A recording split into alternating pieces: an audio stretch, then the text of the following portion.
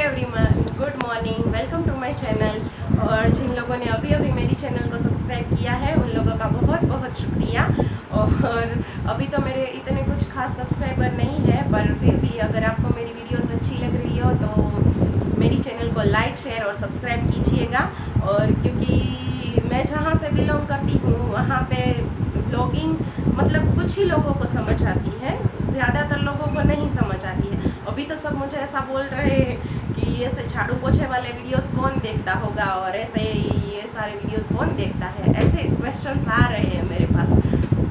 सच्ची में आपको बिलीव नहीं होगा, पर ऐसे क्वेश्चंस भी आ रहे हैं। तो मैं सबको बताना चाहती हूँ कि एक ऐसा मतलब ग्रुप भी है जो ये सारे वीडियोस देखता है। ऐसी लेडीज़ है जो घर पे जो हाउसवाइफ्स है वो ब्लॉगिंग को फॉलो करती है, ब्लॉगर्स को फॉलो करती है, क्योंकि उनमें से उनको वो वीडियोस देख देख के आपको बहुत सारा कुछ सीखने को मिलता है। जो रोज़ के काम होते हैं वो हाउसवाइफ सभी के काम एक ही जैसे होते हैं, रोज़ के काम करना, पर उन कामों को भी कैसे आप अच्छे से कर सकते हो। सबके काम करने का तरीका अलग अलग होता है। और मैं तो कई ब्लॉगर्स को फॉलो करती हूँ जिसमें से सबके कल्चर्स वगैरह सब अलग अलग है, जो कि अलग अलग स्टेट से है, तो अलग अलग खाना होता है सबका और बनाने का तरीका भी अलग अलग होता है। तो हम भी उसमें से देख के कुछ सीख सकते हैं। तो इसीलिए मैंने भी अपनी ब्लॉगिंग स्टार्ट की है, क्योंकि मैं गुजरात से बिलोंग करती हूँ और गुजरातियों की ब्लॉगिंग की चैनल तो मैंने अभी तक मैं जब से ब्लॉगिंग देख रही हूँ ना, मुझे तो इतने ब्लॉगर नहीं मिले हैं, एक दो ही मिले हैं अब तक। और है गुजराती यूट्यूबर्स है, पर उनका कंटेंट अलग है, ये वाला कंटेंट नहीं है। तो इसीलिए मैंने सोचा कि मैं भी अपना ब्लॉगिंग का चैनल स्टार्ट करूँगी और मैं दिखाऊंगी अपना कल्चर और मैं कैसे सारा काम मैनेज करती हूँ, अकेले कैसे बच्चे को संभालती हूँ, पूरे दिन का मेरा रूटीन क्या होता है, ये मैं आप सबके साथ शेयर करने के लिए मैंने ब्लॉगिंग स्टार्ट की है।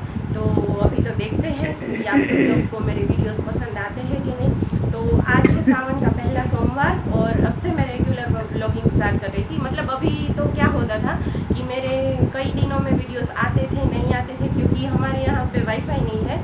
तो फिर मुझे वीडियोस अपलोड करने के लिए कहीं पे मतलब किसी के घर जाकर मैं वीडियो अपलोड कर रही हूँ अब तक तो, और आगे भी ऐसे ही करूँगी। तो फिर कभी कभी बीच में आएंगे नहीं आएंगे ऐसा होगा, पर मैं बनाने की पूरी ट्राई करूँगी और आपको बताऊँगी भी कि मैं कैसे मतलब पूरा सब कुछ मैनेज करती हूँ। तो फिर आज है सावन का सोमवार और आज तो हम लोगों का व्रत है, मतलब मेरा तो पूरे महीने का, सावन महीने का पूरे व्रत है और आज तो मेरे हस्बैंड भी व्रत रखे हैं। तो फिर अभी तो खाना बनेगा लंच का जो होता है वही रूटीन वाला, और फिर भी मैं आपके साथ वो शेयर करूँगी। और शाम को तो फलाहार या ऐसा कुछ बनेगा। तो अभी तक तो मैं आपके साथ सिर्फ दोपहर तक का रूटीन ही शेयर करने वाली हूँ। तो चलिए देखते हैं।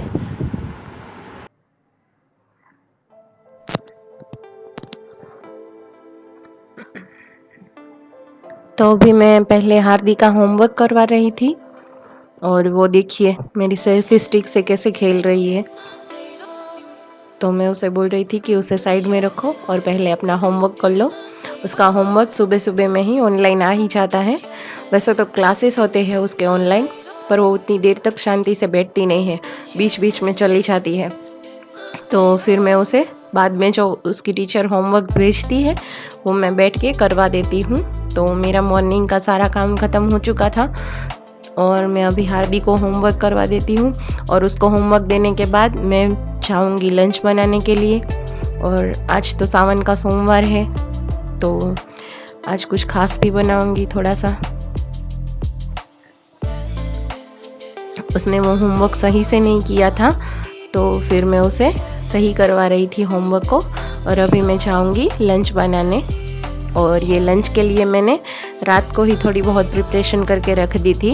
ये ढोकले का मैंने भिगो के रख दिया है और मोठ भी रात को ही भिगो के रख दिए थे जिसकी मैं सब्ज़ी बनाऊंगी। और ये ढोकले का बैटर भिगो के रख दिया था। और मोठ की सब्ज़ी बनाने के लिए मैंने मोठ को 2-3 बार साफ़ पानी से धो लिया है, फिर उसमें मैंने टमाटर डाल दिया है और जीरे का तड़का लगा दूंगी मैं, और हल्दी। और सबसे पहले मैं सारी सब्जियों में हल्दी ही डालती हूँ, और हल्दी डालने के बाद मोठ मैंने डाल दिए हैं, और ये लहसुन वाली पेस्ट थी, और मिर्ची और धनिया पाउडर और नमक डाल लूँगी।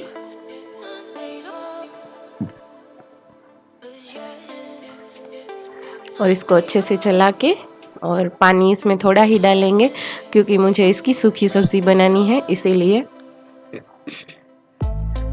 और सूखी सब्ज़ी बनाने के लिए मैंने थोड़ा सा पानी डाल दिया है, और इसको 1-2 सीटी आने तक ही पकाना है क्योंकि इसको मैंने रात को ही भिगो के रख दिया था, इसीलिए 1-2 सीटी में ये आराम से बन जाएंगे।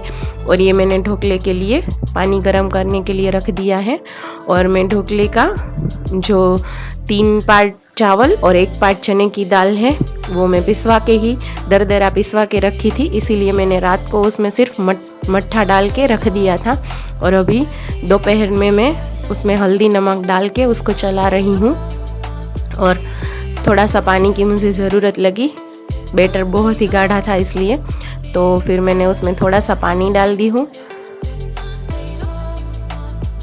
और उसके बाद में उसमें खाने वाला सोडा और थोड़ा सा गरम तेल, गुनगुना ही, बहुत ज़्यादा गरम नहीं, ये खाने वाला सोडा है, और उसमें तेल डाल दूंगी, और फिर मैं उसे अच्छे से चला लूँगी। और जो पानी मैंने गरम करने के लिए रखा है उसमें ढोकले के लिए जो प्लेट लगानी है मुझे उसमें भी ऑयल लगा के रख दिया था मैंने पहले ही, तो ये बैटर मैं उसी में डाल दूंगी।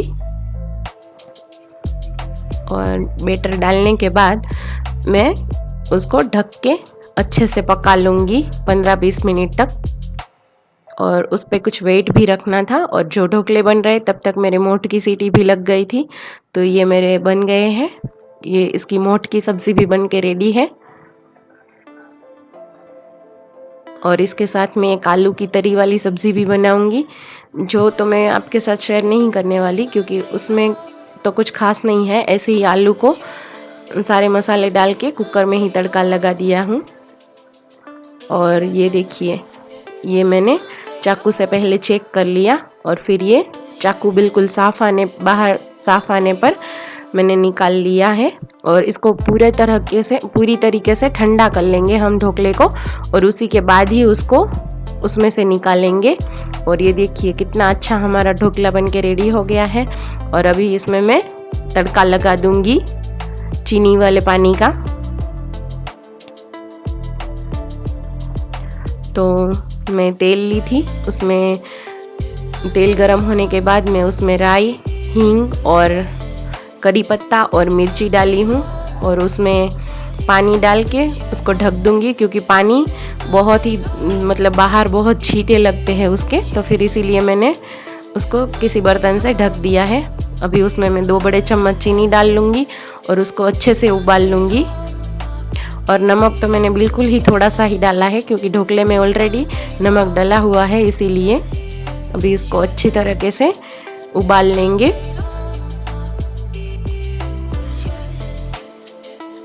पानी को अच्छी तरह से 5-7 मिनट तक उबालना है।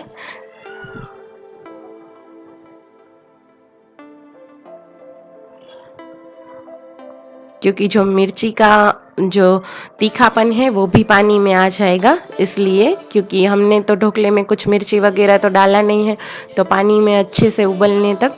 और फिर पानी उबल गया था तो उसमें मैंने धनिया पत्ती गैस बंद करके डाली है। और धनिया पत्ती डालने के बाद में ये जो सिरप बना हुआ है हमारा वो ढोकले पे पूरी तरह से फैला दूंगी। उस पे अच्छे से फैला देना है हमें। ये आपको प्लेट में थोड़ा थोड़ा साइड में जाता हुआ दिख रहा है, पर उसकी कोई बात नहीं, क्योंकि जैसे ही हम ढोकले में कट्स लगाएंगे तो ये जो सारा सिरप है जो आपको प्लेट में दिख रहा है वो ढोकला सॉक कर लेगा और बहुत ही अच्छा लगेगा टेस्ट में। तो ये सारा सिरप उसमें सोख हो जाएगा, तो मैं इसके पीस कर लूँगी अच्छे से। और थोड़ी देर ऐसे ही, जब तक हमें खाना खाना होगा तब तक ये ऐसे ही रहेगा, तो ये सारा सिरप उसमें एब्जॉर्ब हो जाएगा। देखिए अभी से ही एब्जॉर्ब होने लगा है। तो ये देखिए हमारा कितना स्पंजी ढोकला बनके रेडी हो गया था।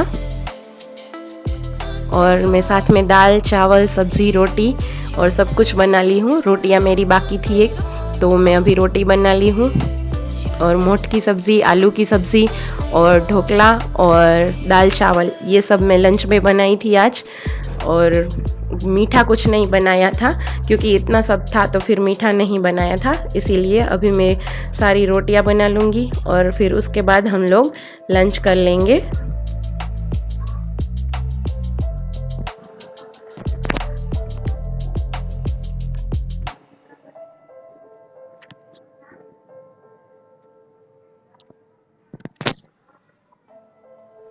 तो हमारा लंच बन के रेडी हो गया है, तो अभी हम लोग लंच कर लेंगे।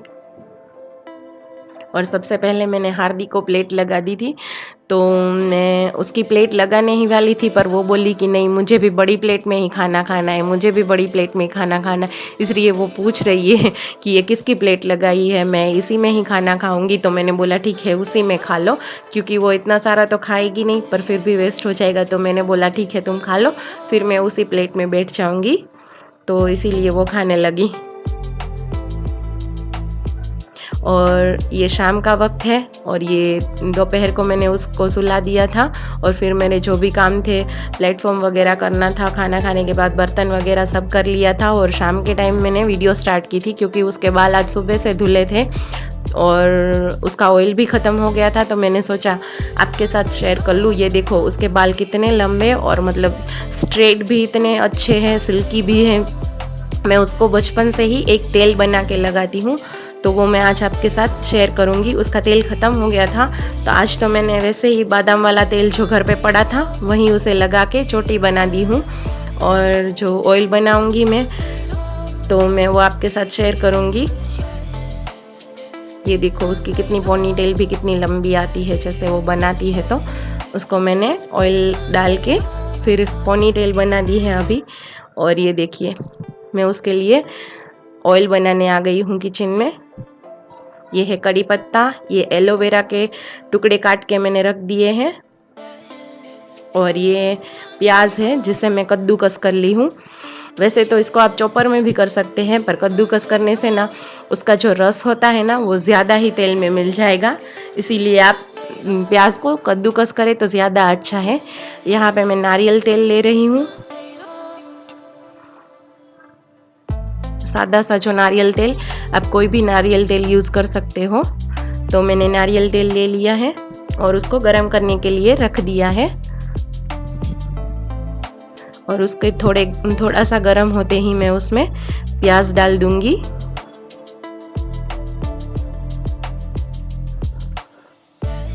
मैंने जो ऑयल है वो थोड़ा कम लिया है क्योंकि थोड़ा सा कम था। और वैसे भी कम ऑयल में ही अगर आप ज़्यादा ये सब डाल के बनाओगे तो बहुत ही अच्छा बनेगा आपका तेल। और फिर मैं इसमें एलोवेरा भी डाल दी हूँ साथ ही साथ में, और उनको उबलने के लिए छोड़ दी हूँ।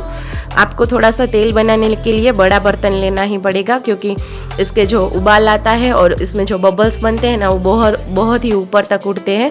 तो अगर आप बड़ा बर्तन लेंगे ना तो ही ठीक रहेगा। तो ये देखिए अभी इसमें झाग जैसे बबल्स बन रहे हैं। इसी तरह आपको चलाते रहना है क्योंकि वरना प्याज नीचे चिपक जाएगा, इसलिए इस तरह से आपको बीच बीच में चलाते रहकर मतलब तेल बनाना है। और जो एलोवेरा का भी जो वो चिकना चिकना रस निकलेगा तो फिर उससे भी वो भी नीचे बैठ जाएगा, इसीलिए आपको चलाते ही रहना है। अच्छी तरीके से चलाते रहिए वरना वो सब कुछ नीचे बैठ जाएगा। और ये देखिए बबल्स आने बंद हो गए थे, तो फिर मैंने उसमें कड़ी पत्ता डाल दिया। मुझे सारा कड़ी पत्ता नहीं चाहिए था, वो तो ऐसे ही मेरे पास पड़ा था बाउल में, तो मैंने आपको दिखा दिया। सिर्फ एक मुट्ठी भर के मैंने डाला था क्योंकि मेरा तेल भी कम था, इसीलिए। अगर आपके पास ज़्यादा ऑयल हो तो फिर आप ज़्यादा ये सब कुछ डाल सकते हो। तो इसको अच्छे से ब्राउन होने तक उबलने देना है। ये देखिए मेरी सारी चीज़ें ब्राउन हो गई है, तो इसमें बबल्स आने भी बंद हो गए हैं। अभी इसको मैं गैस बंद कर दूंगी और इसको अच्छी तरीके से ठंडा होने के लिए थोड़ी देर के लिए ऐसे ही छोड़ दूंगी।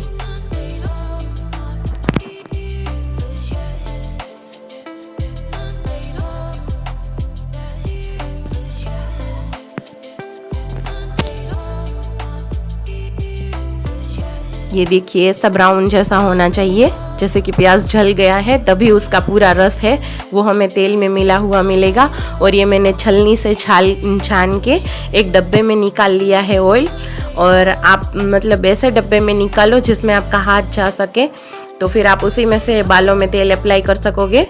तो मैं हेलो ये अभी फ्रेंड्स, तो मैं लंच करने के बाद सीधा अभी आपसे शाम को मिल रही हूँ, क्योंकि उसके बाद मैं बहुत बिज़ी हो गई थी। सारा काम भी करना था, बर्तन वगैरह भी करने थे, मेरा प्लेटफॉर्म भी सब साफ़ करना अभी बाकी था। तो फिर वही सब कुछ किया और फिर मुझे हाथी को भी सुलाना होता है, तो उसे सुलाया और फिर शाम हो गई थी।